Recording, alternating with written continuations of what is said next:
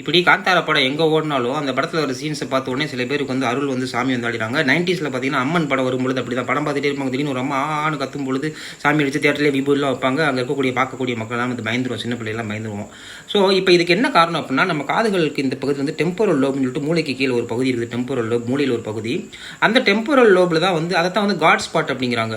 1990 வந்து மைக்கேல் பெர்சிங்கர்னு சொல்லக்கூடிய ஒரு கனடா விஞ்ஞானி வந்து காட்ஸ் ஹெல்மெட் ஒன்று தயாரித்து அது மூலமாக சில வேவ்ஸை வந்து அந்த மூளைக்குள்ளே செலுத்தும் பொழுது அவங்க என்ன சொன்னாங்க, செலுத்தப்பட்ட நபர் வந்து என் பக்கத்தில் கடவுள் இருக்கிறாரு, கடவுள் என்கிட்ட பேசினாரு அப்படிங்கிற மாதிரிலாம் சொன்னாங்க.